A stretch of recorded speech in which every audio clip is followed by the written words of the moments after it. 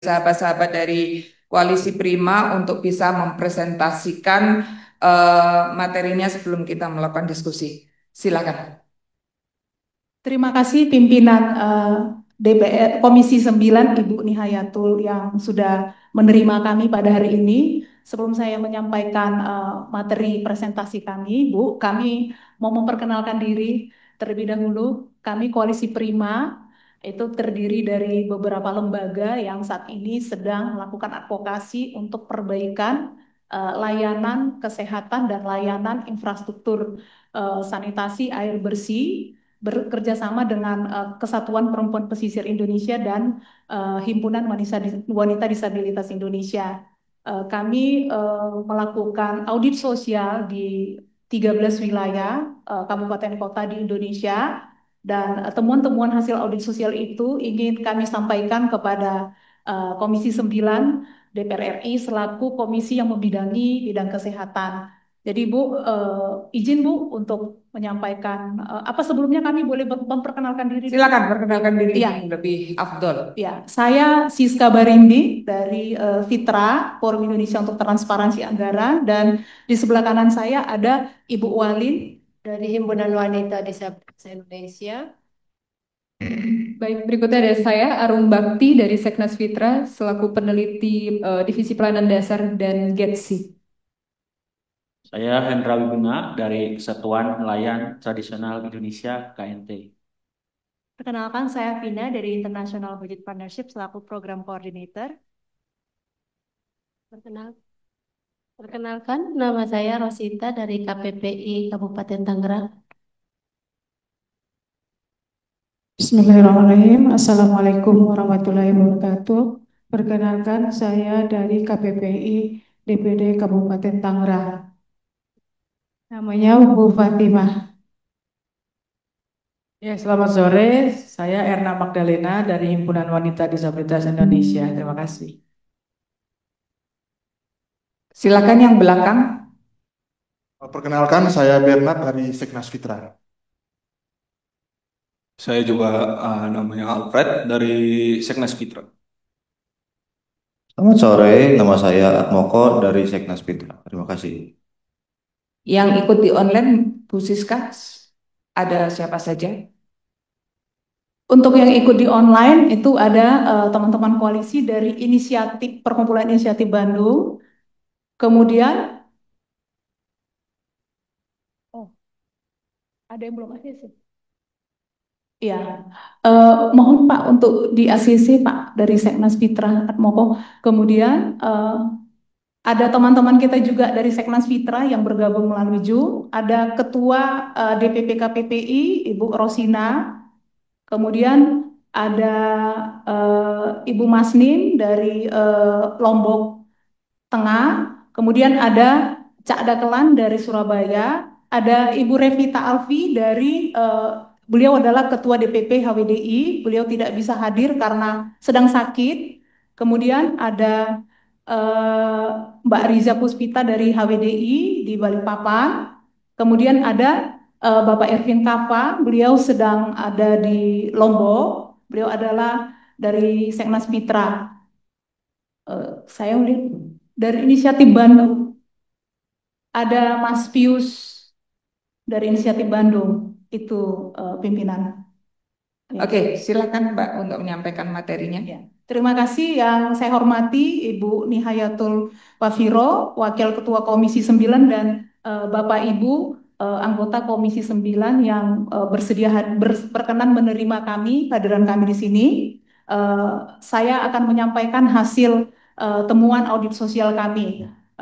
Yang pertama, tadi saya sudah menjelaskan bahwa kami dari Koalisi Prima bergabung dari lembaga, ada KPPI, ada HWDI, ada Inisiatif Bandung, ada Kota Kita, dan ada juga dari IBP dan SPRI. Nah, kami hadir di sini untuk menyampaikan yang pertama, memang ada keresahan dari kami dengan dipangkasnya TKD karena ini berisiko kepada terjadinya turbulensi fiskal di daerah, mengingat bahwa 13 wilayah yang kami dampingi khususnya di Lombok Tengah, Lombok Timur, itu juga NTT, dan beberapa daerah itu sangat masih mengalami kerentanan fiskal. Jadi diturunkannya TKD ini berisiko pada layanan dasar dan karena layanan dasar di 13 kabupaten kota yang kami audit sosial itu masih bergantung kepada TKD. Kemudian berdasarkan hasil analisis yang kami lakukan, kami lakukan itu bahwa selama 5 tahun terakhir terjadi penurunan TKD yang cukup drastis dan di 2025 itu juga terjadi dan di 2026 berdasarkan nota keuangan nota keuangan 2026 itu akan turun juga meskipun kemarin baru saja Bapak Menteri Keuangan menyatakan akan menaikkan TKD, tetapi ada kekhawatiran juga karena kenaikan TKD itu lebih kepada untuk operasional pemerintah daerah, tidak berfokus pada peningkatan layanan dasar. Ini temuan hasil audit sosial Koalisi Prima. Berdasarkan hasil audit sosial yang dilakukan oleh Koalisi Prima, ini audit sosial yang dilakukan ibu-ibu turun ke lapangan, mendata layanan kesehatan, dan mendata layanan kesehatan itu puskesmas dan rumah sakit. Kemudian dari KPPI turun langsung mendata persoalan air bersih, sanitasi, air limbah, dan persampahan. Dan temuannya khusus daerah pesisir itu rata-rata daerah pesisir di seluruh Indonesia itu di 13 wilayah yang kami dampingi itu mengalami persoalan sanitasi, lingkungan yang kumuh dan tidak layak untuk hidup, apalagi untuk perempuan dan anak, dan ini akan berimplikasi kepada kesehatan. Kemudian untuk HPDI sendiri yaitu melakukan audit sosial di puskesmas. Saat ini kami bersama HPDI sedang mendorong layanan kesehatan terutama di Vaskes 1 yang aksesibilitas dan memberikan akomodasi yang layak bagi pasien penyandang disabilitas. Temuan kami adalah yang pertama bahwa tidak ada pertemuan pertama di akses awal yaitu tidak ada transportasi khusus parkir disabilitas, hampir tidak tersedia ramp dan guiding block, sangat minim. Kemudian di layanan sebagian puskesmas itu menyediakan layanan prioritas tanpa antri, tapi belum merata. Ruang dan fasilitas, ruang tunggu redup terlalu terang, kursi prioritas terbatas, ruang periksa sempit, ranjang adjustable jarak, toilet hampir seluruhnya tidak sesuai dengan standar. Sebagian ada pendamping komunikasi langsung, fleksibilitas ruang, waktu ruang, tenang hampir tidak tersedia. Kemudian untuk informasi dan komunikasi, papan pengumuman, Dena, brailler, dan media audiovisual hampir tidak ada. Komunikasi di layanan, komunikasi masih terbatas pada tulisan ekspresi, tidak ada juru bahasa isyarat atau media alternatif. Di keterjangkauan, di aspek keterjangkauan, desain bangunan masih berorientasi pada penggunaan umum bukan disabilitas, sehingga pasien penyandang disabilitas sulit untuk menjangkau layanannya. Layanan berfokus pada disabilitas daksa-netra, tapi untuk tuli, mental, dan intelektual itu kurang terlayani. Untuk spesialisasi layanan tidak ada fasilitas khusus untuk disabilitas, misalnya ruang periksa adaptif. Layanan reproduksi, tumbuh kembang, dan siklus ada tetapi terbatas pada dan tidak merata. Kemudian Pak, kenapa kami melihat, kemudian kami menganalisis anggaran DAK fisik dan non fisik. Jadi terjadi penurunan tahun 2025 dan 2026 membuat target penanggulangan kemiskinan itu terancam sulit, padahal di dalam capaian RPJMN 2005-2029 itu target penanggulangan kemiskinan itu cukup tinggi ya. Itu salah satu target dari RPJMN 2025-2029. Kemudian masih ditemukan tantangan nyata di beberapa daerah terkait pelaksanaan TKD di angka fisik, seperti lambatnya pemenuhan syarat administrasi, ketiadaan kesiapan teknis, kesulitan dalam pengadaan barang yang sesuai standar dan waktu, dan ini tercermin dari realisasi DAK September 2025. Artinya kondisi saat ini saja di 2025 DAK itu menurun, tetapi juga realisasinya juga serapan anggarannya juga itu per September 2025 itu hanya 16,6% gitu. Jadi ada kondisi yang kontras, selain anggarannya yang berkurang di 2025, tapi serapan anggarannya juga kecil gini. Ini yang menjadi pertanyaan kita, permasalahannya sebenarnya di mana gitu. Karena serapan yang kecil itu juga akan mempengaruhi bahwa akses layanan yang diterima masyarakat di lapangan itu tidak bisa mengakses layanan yang berkualitas padahal anggarannya ada gitu. Kemudian berbeda dengan DAK fisik dan DAK non fisik, di sini 2025 justru mengalami kenaikan yang signifikan dari segi anggaran maupun capaian realisasinya. Hanya saja indikator keberhasilan non fisik seringkali tidak kasat mata gitu. Jadi kita sulit melakukan monitoring jangka panjangnya. Jika sistem pengukuran dan evaluasi tidak kuat, maka manfaat besar DAK fisik ini bisa tidak termonitoring gitu. Kami melihat bahwa di 2025 itu DAK non fisiknya naik gitu, tetapi kita tidak bisa melihat ini kenaikannya di mana, bagaimana kualitasnya di lapangan.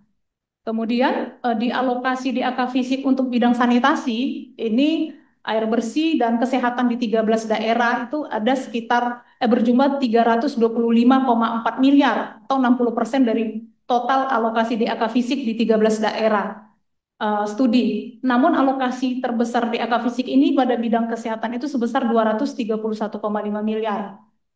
Dan sejalan dengan temuan BPS, umur harapan hidup NTB itu masih rendah daripada rata-rata nasional. Ini NTB salah satu wilayah yang menjadi studi kami, Bu. Dan namun tinggi ini unmet need pelayanan kesehatannya rendah. Persoalannya itu di rendahnya akses air minum layak serta rendahnya akses sanitasi yang layak. Kami mencoba menghubungkan karena di NTB itu khususnya Lombok Timur dan Lombok Tengah mengalami kesulitan terhadap akses air bersih.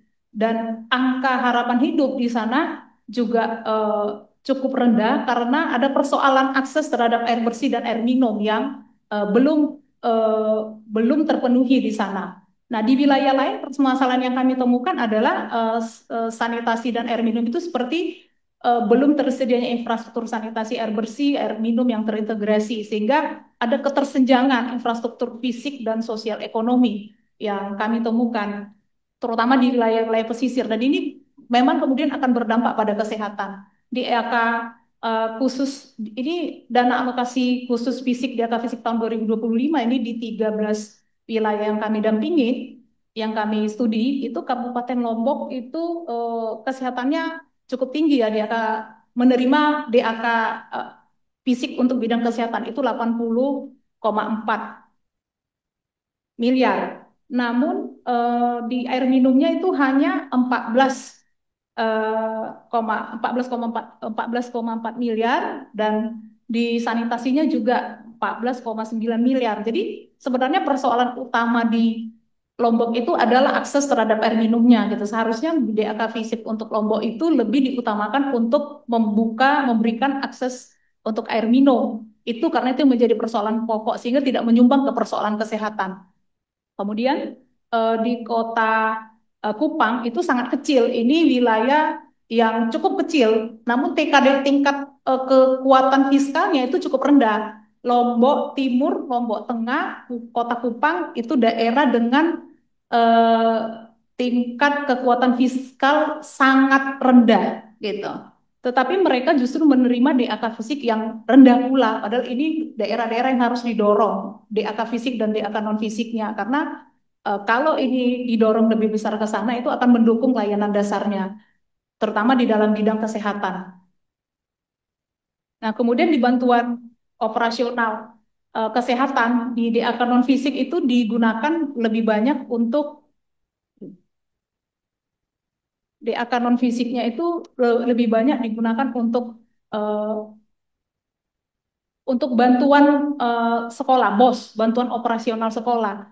Jadi itu untuk tunjangan guru, ASN di daerah gitu. Namun kita melihat kurang efektif dan optimal ya karena penyalurannya itu kerap terlambat, birokrasi berlapis dan minimnya fleksibilitas gitu. Dan berdasarkan temuan Prima itu harusnya DAK BOK ini BOK kesehatan itu di 24,3% puskesmas itu memerlukan BOK kesehatan yang lebih besar karena mengingat persoalan-persoalan yang kami temukan tadi di audit sosial. Nah, puskesmas yang kami dampingi sendiri ada temuan bahwa mereka mempunyai keterbatasan anggaran untuk meningkatkan layanan kualitasnya di puskesmas, sehingga memang ketergantungannya kepada DAK khususnya BOK kesehatan ini cukup tinggi gitu. Nah, layanannya yang dibutuhkan di sana yang sedang kami dorong adalah layanan kesehatan yang untuk daksa dan netra, tuli dan intelektual. Ini yang kami dorong untuk ditingkatkan di puskesmas. Nah, pemangkasan transfer TKD ini jadi ada kekhawatiran sekarang aja kondisi layanan puskesmas itu masih belum memberikan aksesibilitas dan akomodasi yang layak bagi pasien penyandang disabilitas. Apalagi nanti dengan diturunkannya DAK, ini akan menjadi kekhawatiran lagi akan semakin menurun nanti gitu. Saat ini Bu, banyak itu kawan-kawan dari penyandang disabilitas yang kami dampingin itu mengatakan mereka malas berobat ke puskesmas. Sementara dari segi pendapatan mereka itu sangat masuk dua kategori, ekonominya miskin dan kebanyakan ya miskin dan miskin ekstrim. Nah, kalau dengan adanya layanan puskesmas sebenarnya sangat membantu mereka, tetapi mereka enggan karena tadi kami susah layanannya tidak akses, sehingga mereka harus mencari pendamping satu lagi dan pendamping itu dibayar. Dan pendamping mereka itu harus dibayar per jam karena kalau lama itu mereka akan nambah lagi biayanya. Itu yang membuat mereka enggan untuk mengakses puskesmas karena tadi layanannya belum akses buat mereka. Jadi harapan kami memang salah satu sumber anggaran yang akan mendorong perbaikan layanan kesehatan bagi penyandang disabilitas itu melalui BOK kesehatan untuk puskesmas itu sangat penting sekali. Kami sudah pernah melakukan audiensi dengan Kementerian Kesehatan itu Dirjen apa ya kemarin ya, layanan khusus nanti diterangkan Ibu Walin ya, nanti audiensi kita di sana. Tapi kita bersyukur ya bahwa ada satu dirjen baru yang mengurusi layanan kesehatan untuk disabilitas sekarang di Kementerian Kesehatan. Tapi mereka masih mencari skema sistem apa ya yang bisa menjangkau pasien penyandang disabilitas ini gitu. Jadi Bu, ya.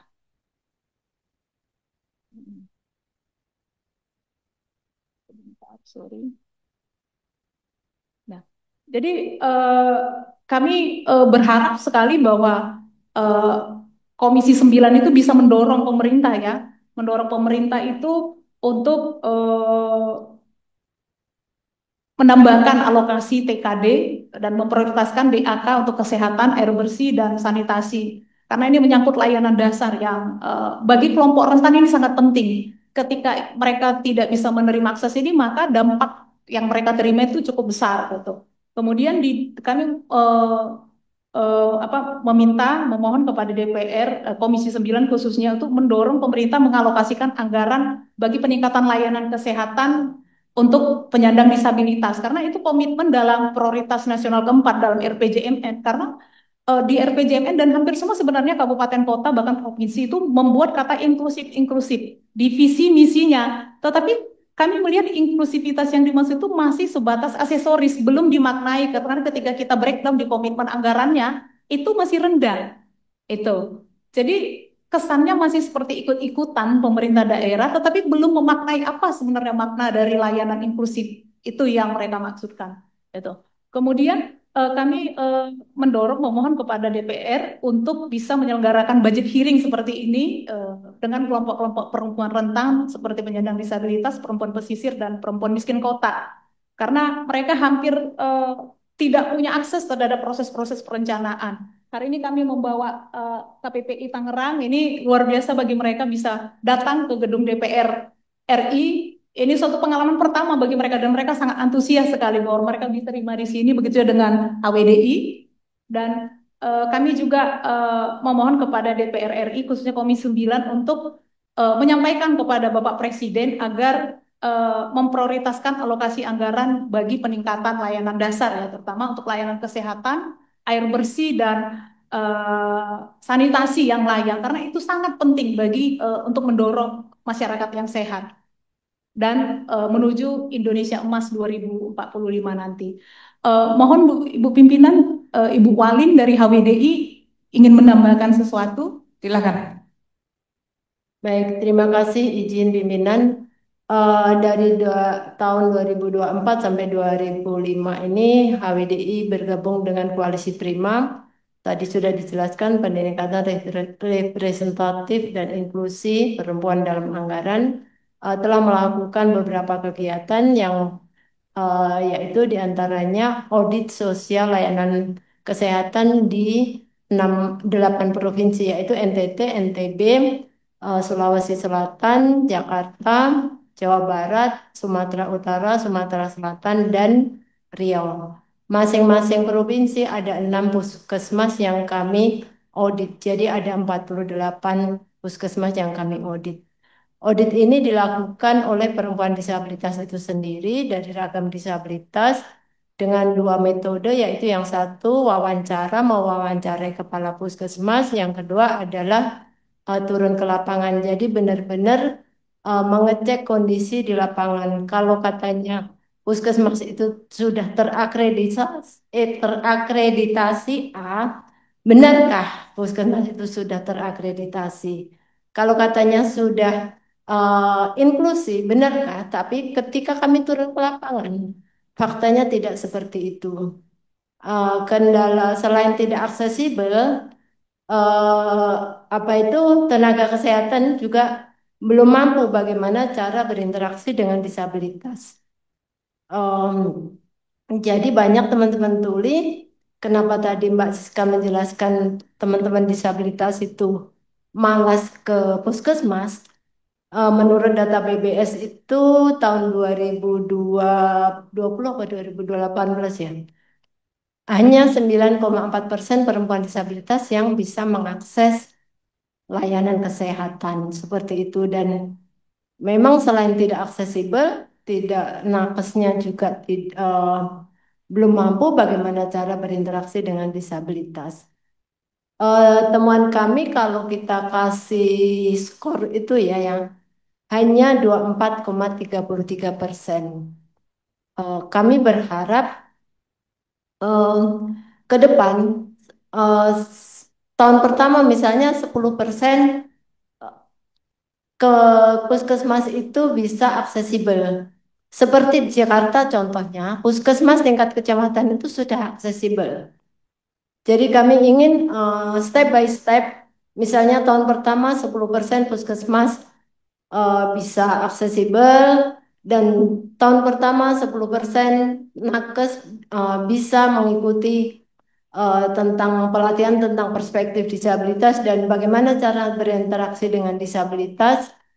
Dan kami ingin step by step puskesmas di Indonesia bisa diakses oleh teman-teman disabilitas. Ini penting untuk mengurangi angka kematian ibu dan anak di saat bersalin. Dan karena kesehatan merupakan kebutuhan primer bagi semua orang termasuk dari perempuan disabilitas. Saya rasa itu dulu Pak Siska. Makasih. Terima kasih. Ada yang perlu ditambah lagi?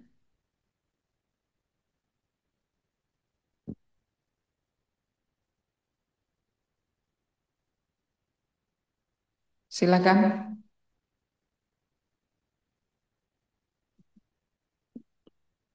Assalamualaikum warahmatullahi wabarakatuh. Terima kasih Ibu pimpinan dan terima kasih Ibu Siska yang sudah memberikan waktu pada kami. Di sini yang saya bahas tentang kesehatan. Di era global krisis iklim saat ini, kami di Tangerang benar-benar mengalami sangat sulit.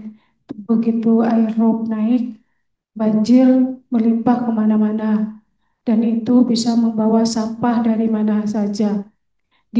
Banjir itu datang secara cepat, tapi keluarnya pun lambat karena tidak ada saluran air yang langsung ke laut gitu. Jadi itu menghambat sampah. Nah, sampah ini membuat akhirnya di situ kami mudah mendapat penyakit termasuk diare, terus gatal-gatal gitu. Nah itu, dan di situ juga kurangnya air bersih. Terus terang aja Bu, kami di daerah Tangerang itu membeli air PDAM air bersih itu mahal, Bu, sedangkan kami di sana mayoritasnya nelayan. 1 jam itu 15.000. Sangat sulit bagi kami untuk membeli air setiap hari dengan nominal seperti itu. Tapi karena memang kebutuhan, mau tidak mau kami harus membeli air bersih itu. Untuk itu Ibu, di sini saya memohon kepada Ibu agar tolong diperhatikan kami di daerah Tangerang, di daerah pesisir. Dan satu lagi Bu, di sini saya ingin memohon kepada Ibu semoga di rapat berikutnya lagi tolong dimasukin bahwa ibu-ibu pesisir itu bukan sebagai istri nelayan saja, tapi saya ingin supaya mereka dimasukkan ke dalam satu undang-undang dan diakui bahwa mereka juga termasuk nelayan. Itu saja. Terima kasih.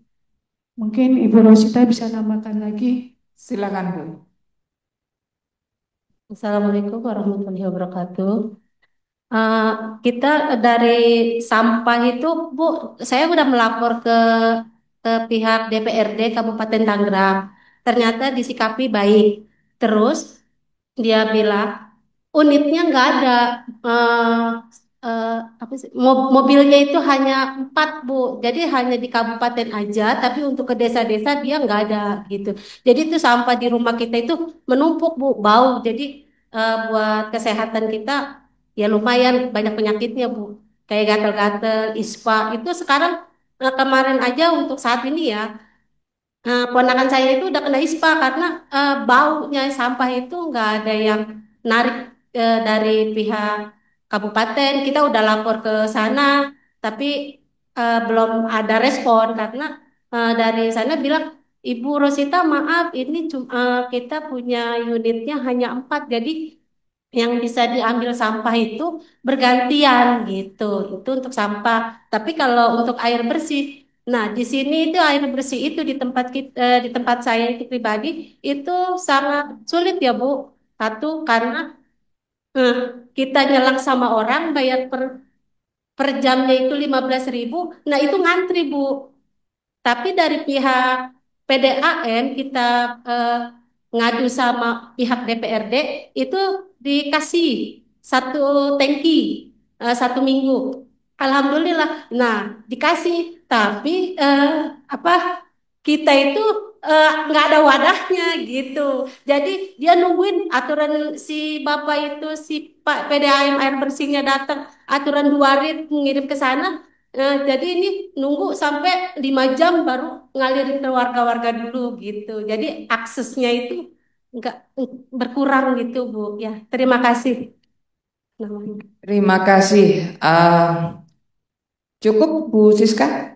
Terima kasih ibu-ibu dari Koalisi Prima.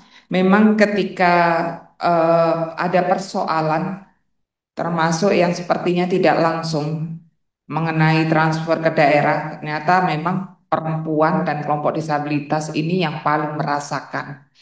Yang paling merasakan karena apalagi kalau terjadi bencana termasuk rob dan sebagainya pasti kelompok perempuan tentu akan sulit membayangkan kalau ketika sedang rob dan sebagainya, kondisi sedang menstruasi, kondisi sedang nifas, kondisi sedang memiliki bayi, pasti akan lebih sulit lagi.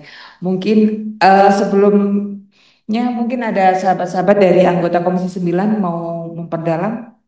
Pak Pak Nur Hadi, silakan Pak Nur Hadi.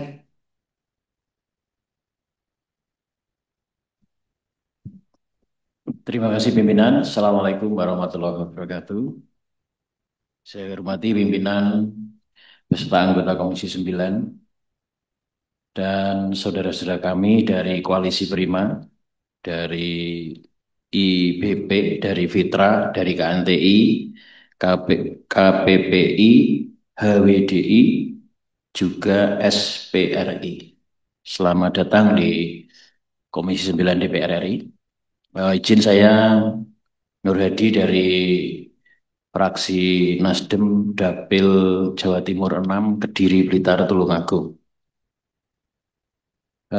Izin pimpinan, saya menyoroti kaitannya rekomendasi yang diusulkan teman-teman ini, kaitannya yang nomor 2, eh, mendorong DPR ya dan juga pemerintah mengalokasikan anggaran bagi peningkatan pelayanan kesehatan bagi penyandang disabilitas sebagai komitmen mencapai prioritas nasional keempat dalam RPJMN 2025-2029.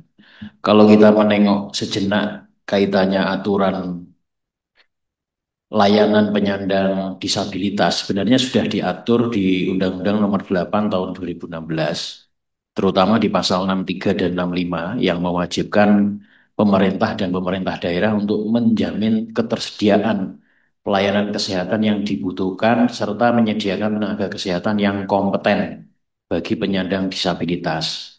Hal ini juga didukung oleh Peraturan Pemerintah Nomor 70 Tahun 2019 tentang perencanaan, penyelenggaraan, dan evaluasi terhadap penghormatan, perlindungan, dan pemenuhan hak penyandang disabilitas. Artinya,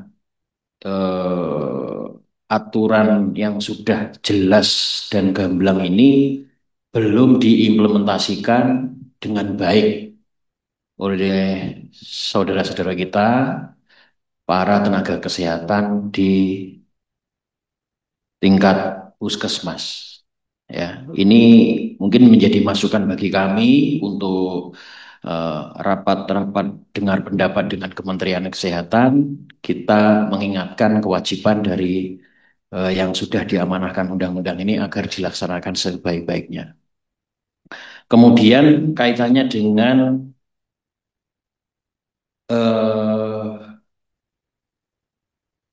akses sanitasi layak dan air bersih bagi perempuan di daerah pesisir dan kawasan kumuh perkotaan. Ini masukannya sangat bagus, tapi izin para sahabat semua, saya mengusulkan kita sebagai anggota Komisi 9 ini harus punya data di mana daerah yang dikategorikan pesisir dan kumuh perkotaan yang benar-benar tidak ada atau minim sekali akses sanitasi dan air bersihnya. Sehingga ketika data ini ada, ya kan, secara kuantiti ini kita tahu, kita tentu akan bisa memberikan masukan, sekaligus juga usulan anggaran kepada pemerintah dan DPR ini terukur tentunya kan ya. Ketika data ini ada, oh ini mungkin bisa selesai dalam 2 tahun, dalam 3 tahun, dan seterusnya. 2 poin itu aja pimpinan, terima kasih. Assalamualaikum warahmatullahi wabarakatuh. Waalaikumsalam warahmatullahi wabarakatuh. Pak Arifin, silakan. Baik, terima kasih. Tadi disampaikan oleh, terima kasih sebelumnya atas masukan-masukannya. Tentu ini menjadi catatan bagi kami semua dan kami akan komunikasi juga ke rekan-rekan di Badan Anggaran agar postur APBN ini bisa memfaktorkan semua yang menjadi keresahan Bapak Ibu.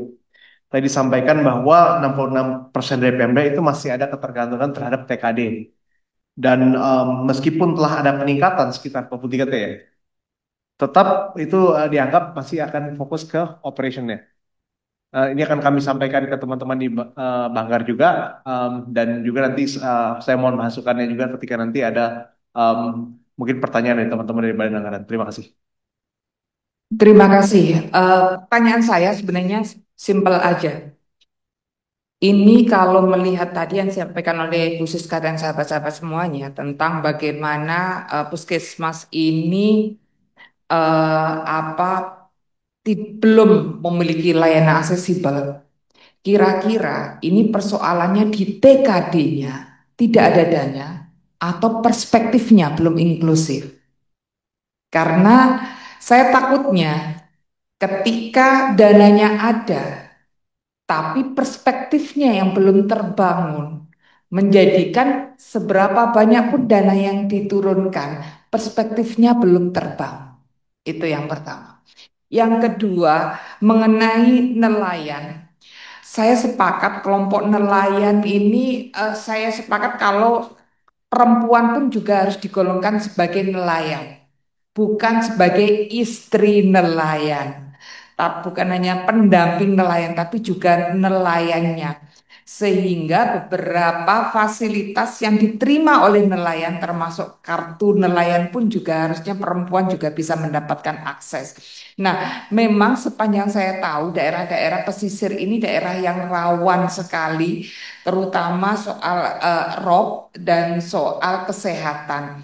Ini tentu harus membutuhkan kerjasama bukan hanya dari Kementerian Kesehatan, tapi juga dari kementerian-kementerian yang lain. Karena kalau mengenai sampah, ini tentunya tidak di Kementerian Kesehatan ya, tentunya di kementerian yang lain.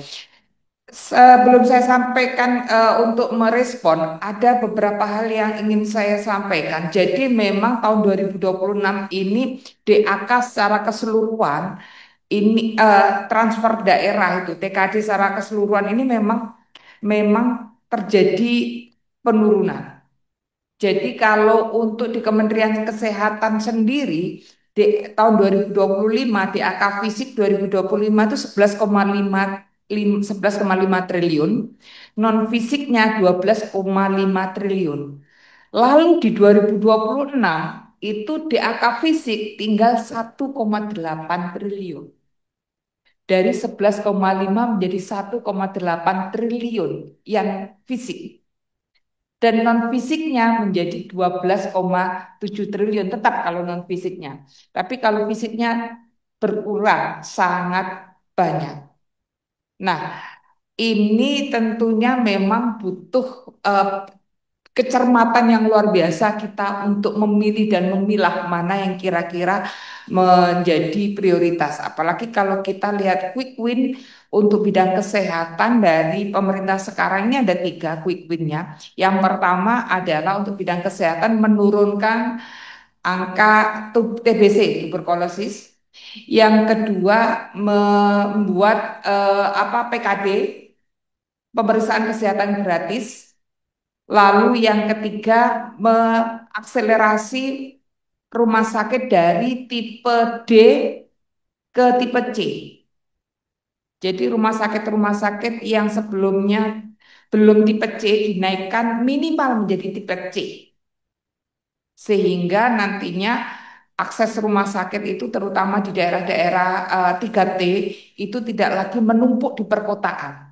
Tapi dengan tipe C paling tidak rumah sakit itu bisa melakukan banyak tindakan-tindakan yang yang bisa dilakukan di daerah, tidak perlu dibawa ke kota-kota besar.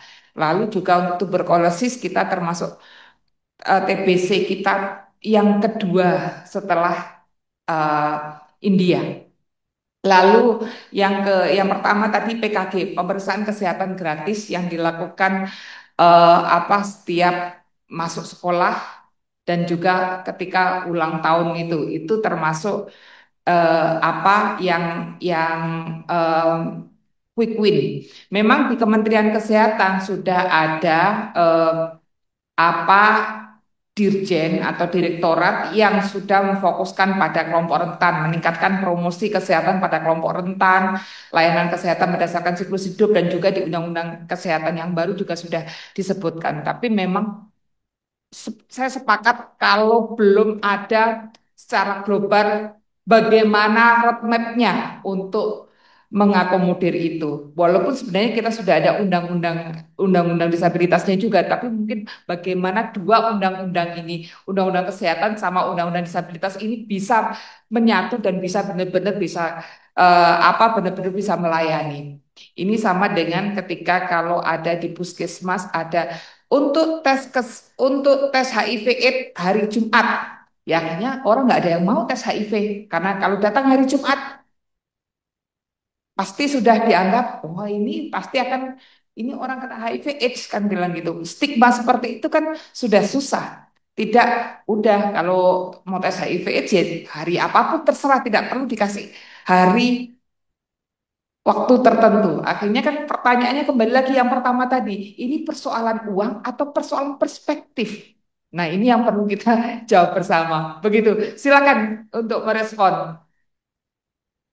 Monggo silakan dulu dari Mbak Siska atau dari ibu dari Ibu Wandi dan sebagainya. Silakan. Ya. Terima kasih pimpinan. Ya, saya sepakat dengan apa yang disampaikan oleh pimpinan sidang hari ini karena memang ya berdasarkan temuan kami dan kami juga beberapa kali diskusi ya dan melakukan analisis anggaran Dinas Kesehatan di 6 wilayah yang sedang kami lakukan studi ya. Memang di rata-rata anggaran kesehatannya itu tidak besar ya, gitu. Tapi yang paling dibutuhkan sebenarnya perspektif itu dia, gitu. Karena untuk layanan disabilitas ini kan sudah ada akreditas ya, Bu. Tetapi tadi itu sistem akreditasi yang dibuat itu belum menyentuh ke bagaimana nakes berinteraksi dengan pasien penyandang disabilitas, belum sampai di situ. Dan ini juga menyangkut SOP layanan puskesmas. Ini saat ini yang sedang kami lakukan advokasi di Kementerian Kesehatan. Tadi di Dirjen Dirjen Direktorat Pelayanan Kesehatan Kelompok Rentan di Kemenkes RI kami pernah melakukan audiensi bersama bahwa dengan direkturnya Pak Dr. Imran Pambudi ya beliau juga mengakui bahwa mereka sedang menyusun sistemnya gitu. Ini yang karena layanan kesehatan itu kan tidak bisa langsung khusus dibuat karena dia menyangkut dari mulai lahir dan mulai dalam kandungan sampai meninggal dunia. Ini yang membuat mereka katanya sedang berproses untuk membuat bagaimana SOP layanannya untuk pasien penyandang disabilitas. Nah, kami melihat sendiri juga memang ya perspektif yang paling utama karena untuk interaksi yang paling dibutuhkan oleh kawan-kawan sebenarnya bagaimana tenaga kesehatan bisa berinteraksi karena menyangkut fisiknya rumah sakitnya, puskesmasnya itu memang di beberapa daerah seperti Lombok Timur dan Lombok Tengah temuan kami Bu mereka sangat kan karena mereka anggaran dinas kesehatannya kecil sekali jadi untuk renovasi puskesmas bagaimana agar akses terhadap pasien penyandang disabilitas mereka tergantung kepada DAK. Berbeda misalnya dengan Medan yang anggaran APBD-nya besar gitu. Jadi mereka tidak tergantung kepada DAK, tapi banyak wilayah misalnya juga seperti Kupang yang anggaran dinas kesehatannya saja hanya 300 miliar per tahun. Itu sekitar 300 miliar per tahun itu sangat kecil karena APBD mereka hanya sekitar 1, berapa triliun gitu per tahun yang harus membiayai seluruh pelayanan di sana gitu. Jadi wilayah-wilayah seperti 3 tadi ini terutama Lombok Tengah, Lombok Timur, NTT, Kupang itu sangat tergantung dan kita melihat juga bahwa yang paling dibutuhkan sebenarnya perspektif. Namun untuk membangun perspektif ini perlu pelatihan. Nah ini mereka yang nggak punya anggarannya, Bu, untuk melatih gitu di dinas kesehatan. Mereka mengakui kami tidak punya anggaran untuk melatih tenaga kesehatan bagaimana berinteraksi dengan pasien penyandang disabilitas. Padahal ini yang paling dibutuhkan dan terutama juga belum ada SOP khusus. Kalau ini bisa ditambahkan di SOP-nya, sebenarnya persoalan anggaran yang dibutuhkan tidak terlalu besar ya. Bagaimana dan HWD itu bersedia bekerja sama dengan dinas kesehatan bagaimana melatih tenaga kesehatan agar bisa berinteraksi dengan pasien disabilitas. Ini yang sedang kami dorong di daerah dan kami dorong juga di Kementerian Kesehatan. Ya, tuh. Ya, Bu Walid juga mau nambahin. Boleh, terima kasih izin pimpinan. Kalau tadi ada pertanyaannya tuh sebenarnya perspektif atau anggaran. Kalau menurut saya adalah dua-duanya. Pertama tentang perspektif ya. Mayoritas dari 48 puskesmas yang kami audit memang mereka belum ada SOP tentang bagaimana SOP puskesmas yang aksesibel dan akomodatif untuk pasien disabilitas. Ketika kami sudah survei, sudah wawancara dan sudah diseminasi, lalu kami juga mengundang mereka untuk kami latih untuk tentang perspektif disabilitas dan bagaimana cara melayani pasien disabilitas.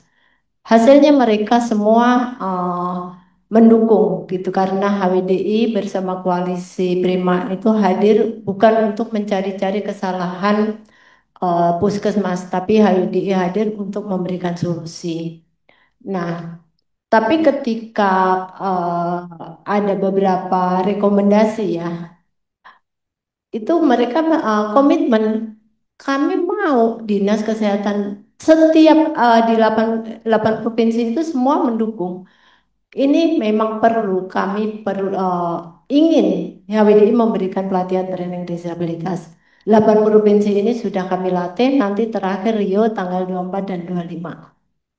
Nah, tapi ketika ingin membuat perubahannya, misalnya belum ada bidang miring atau ram, atau mungkin toilet, mentang-mentang kamar kecil jadi kecil sekali. Bapak Ibu bisa bayangkan ketika ada pasien pengguna kursi roda, seorang ibu sedang hamil, bawa anak kecil pula, ngantri di puskesmas, tapi menahan pengen ke toilet. Itu kan sangat melanggar hak asasi manusia. Intinya, dari Dinas Kesehatan, dari Puskesmas, akan melakukan perubahan. Kalau tidak ada dananya, bagaimana mau bekerja melangkah membuat perubahan?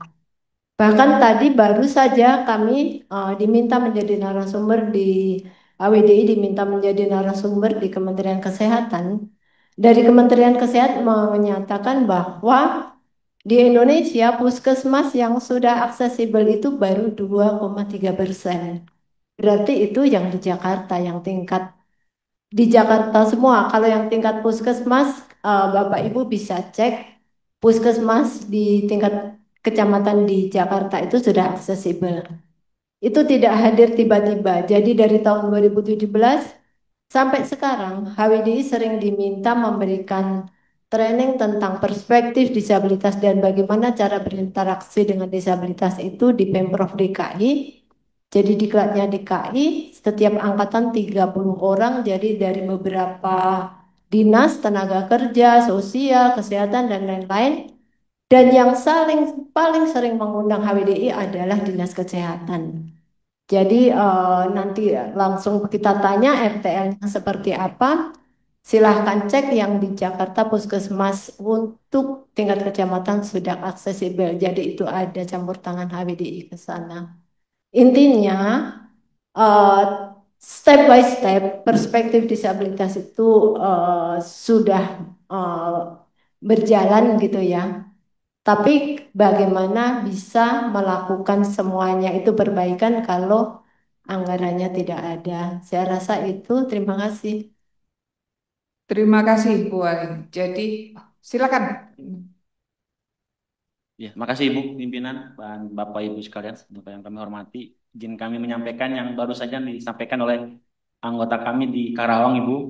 Ibu-ibu menginformasikan sudah sekitar 5 hari kesusahan air bersih di Karawang. Mungkin jika Bapak Ibu sekalian berkenan bisa kita lihat bersama-sama di Desa Muara Dusun, Tanah Timbul, Kecamatan Cinamaya Wetan, Kabupaten Karawang. Sudah merespon dari Bapak anggota dari Dapil Jawa Timur itu Pak. Di perkotaan itu kami ada di Medan, di daerah Belawan, dan di Tangerang itu di Dadap, yang tidak jauh dari bandara yang bersih dan sebagainya. Di kampung kami seperti itu adanya Bu. Jadi kalau hendak berkunjung nanti bisa kami sertakan. Kemudian di Surabaya dan di Makassar.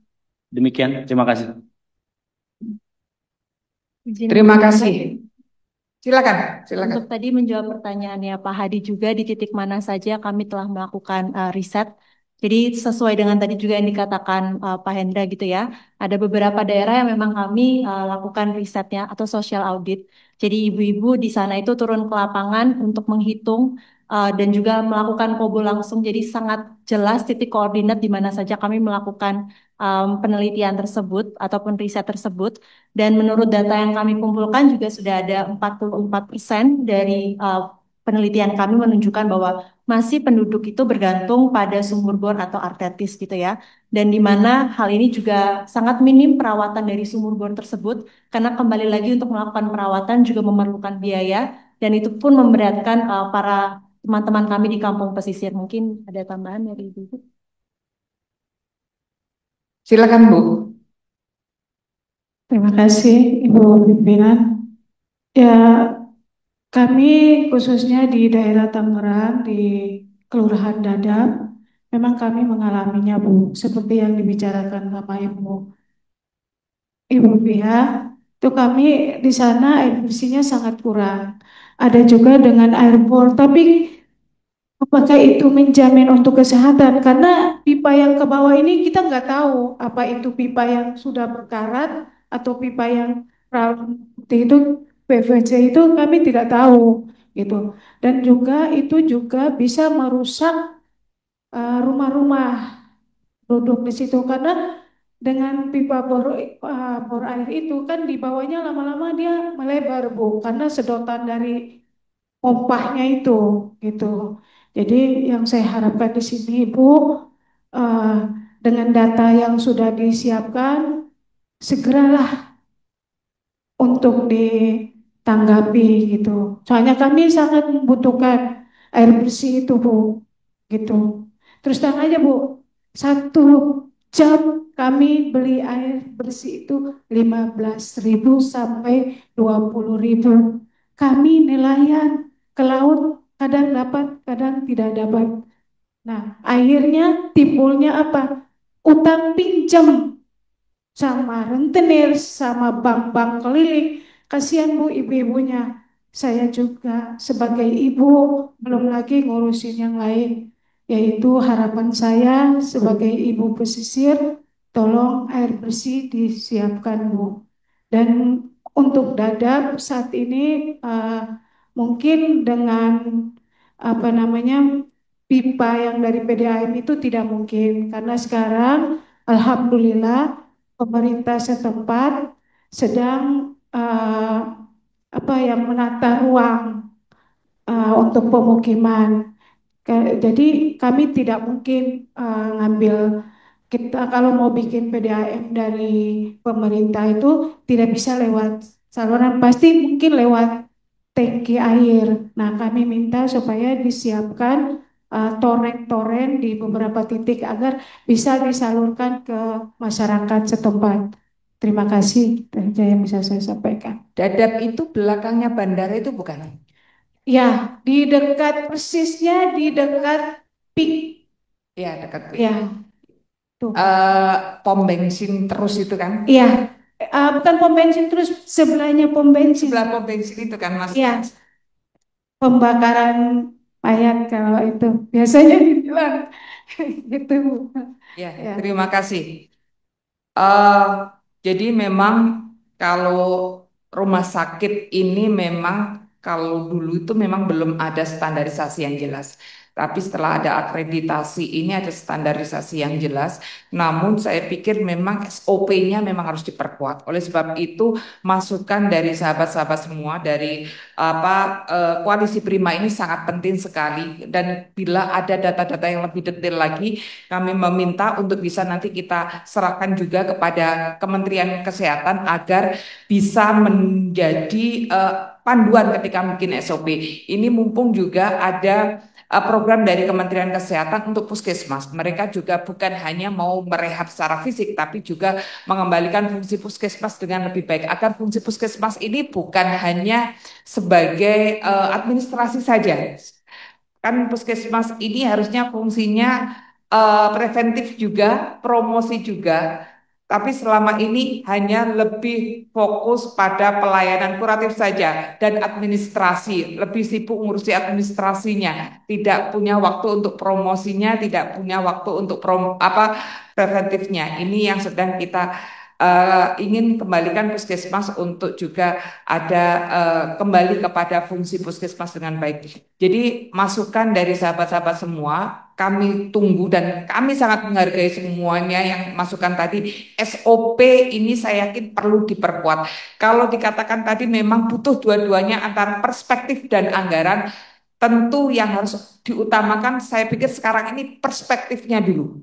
Kalau perspektifnya sudah bagus ketika anggaran turun, otomatis anggaran akan digunakan dengan baik. Tapi kalau perspektifnya belum bagus, anggaran turun, nanti jangan-jangan belum digunakan dengan baik, Bu.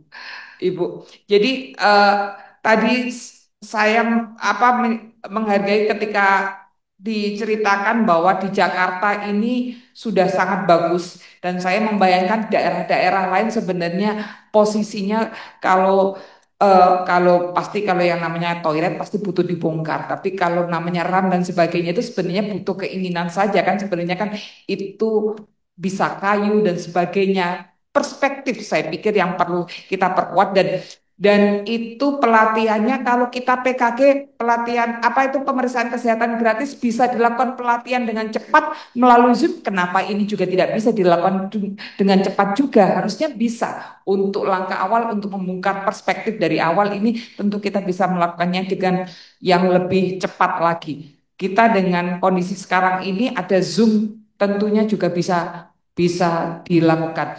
Sekali lagi terima kasih sahabat-sahabat. Masih ada? Ibu nambah sedikit. Boleh satu dulu dari dari Fitra tadi, terus lanjut ya.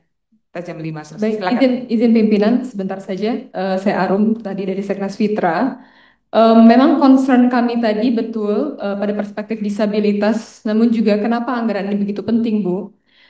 Sebetulnya kita juga membahas soal interseksionalitas dari identitas perempuan disabilitas dan perempuan pesisir itu sendiri. Kita semua sadar bahwa lapisan identitas yang dimiliki oleh perempuan pesisir maupun perempuan disabilitas itu luar biasa. Dampaknya yang mereka rasakan secara struktural ketika dari atas kebijakan yang berubah seperti ini, itu akan ke bawah-bawahnya juga mengikuti begitu ya. Karena yang kami temukan di daerah itu, apalagi HWDI ini kan tersebar di beberapa daerah, 33 provinsi. Jadi 130 DPC. Jadi mereka pun sudah memetakan anggotanya di seluruh Indonesia itu ada berapa dan kendala-kendala yang mereka hadapi. Meskipun untuk saat ini kami hanya fokus pada provinsi yang menjadi lokus penelitian kami ya. Namun kan kita melihat bahwa perempuan disabilitas itu ada yang perempuan disabilitas adat, ada perempuan disabilitas pesisir, ada perempuan disabilitas miskin kota, begitu. Nah, ini karena lapisan identitas inilah sebetulnya mengapa kita harus terus mendorong juga anggaran yang lebih responsif dan juga inklusif.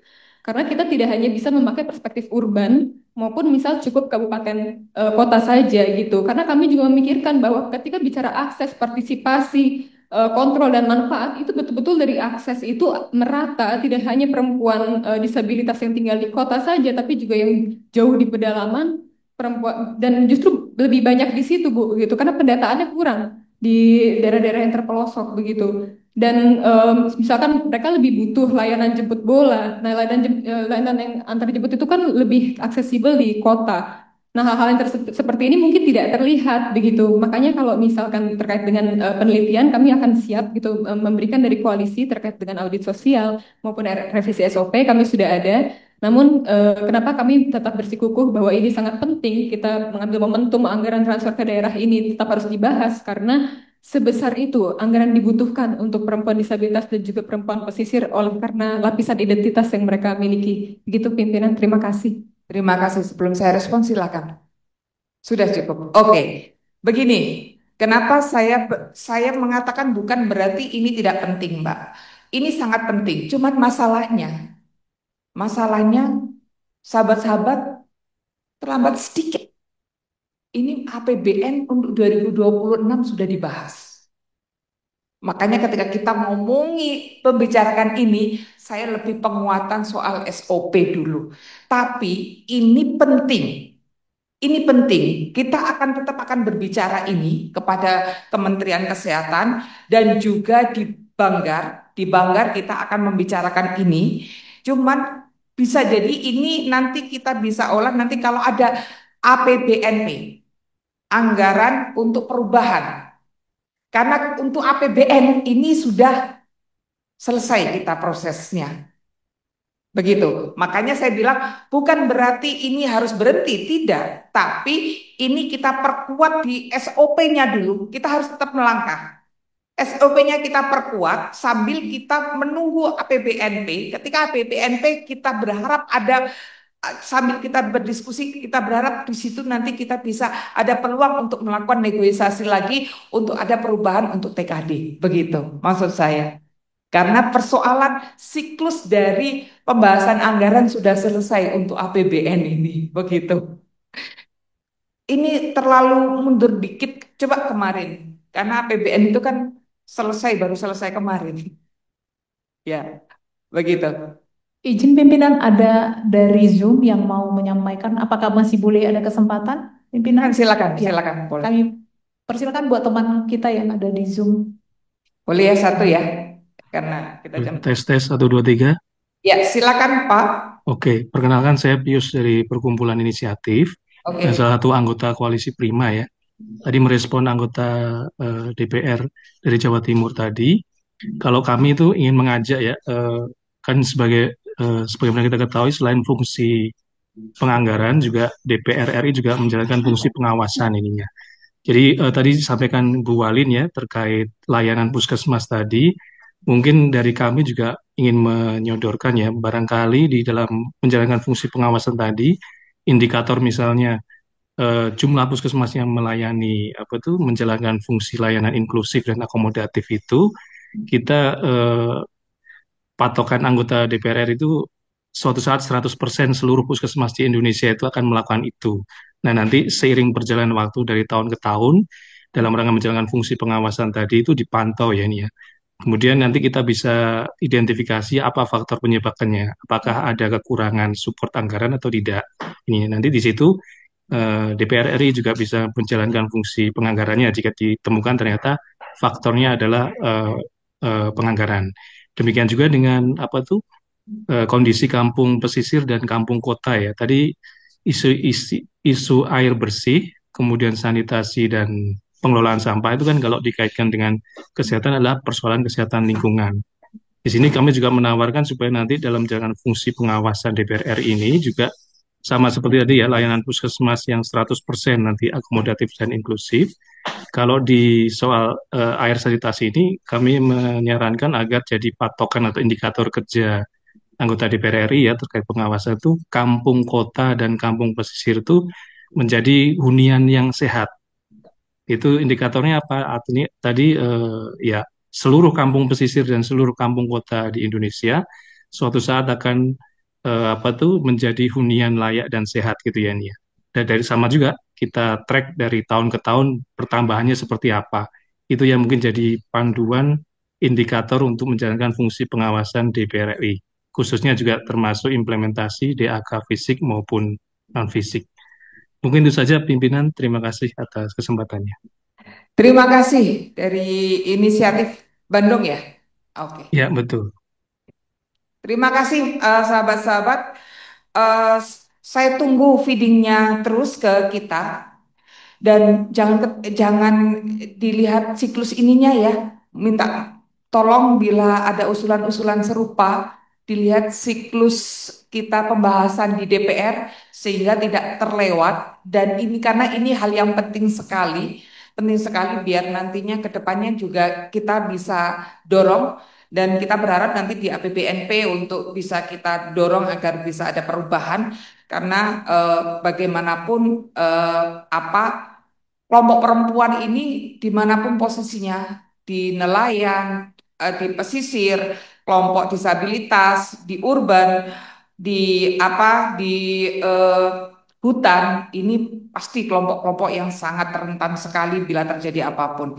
Oleh sebab itu saya berharap sahabat-sahabat untuk tetap bisa memberikan feeding kepada kita yang nantinya akan bisa menjadi pegangan kita, kajian kita. Tadi disampaikan oleh Pak Nurhadi, data-data tetap kita butuhkan dan SOP mohon kalau ada masukan-masukan SOP untuk segera dikirim ke kita untuk bisa kita dorong juga di Kementerian Kesehatan.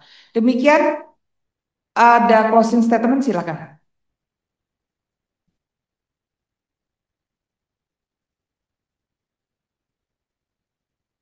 Terima kasih pimpinan. HWDI siap bekerja sama dengan Kementerian Kesehatan, dengan DPR. Bila ada data-data yang dibutuhkan, kami siap membantu.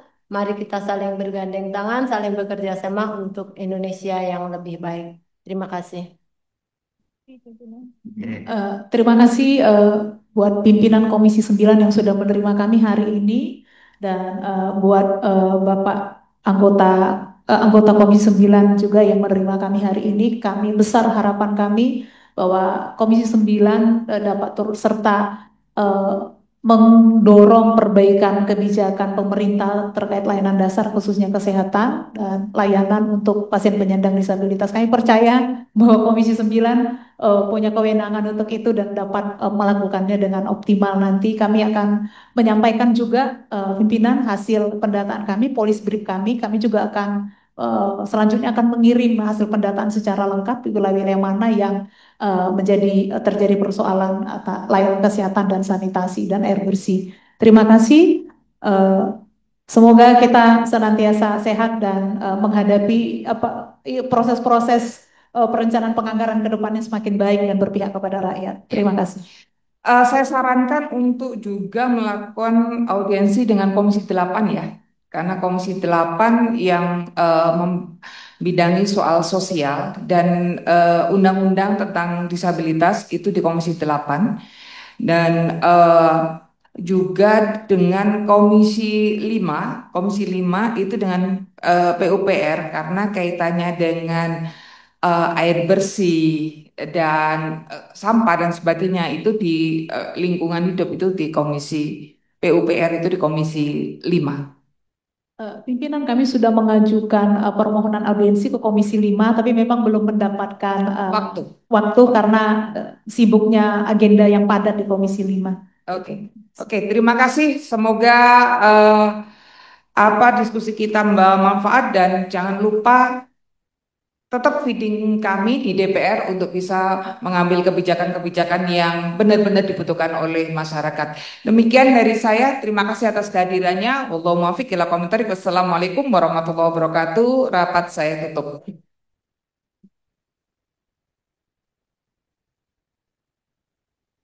Secara simbolik, Bu, Ibu Wali menyerahkannya. Iya, sebentar. Gini caranya, Bu. Bu Wali, bisa duduk terus kita balik.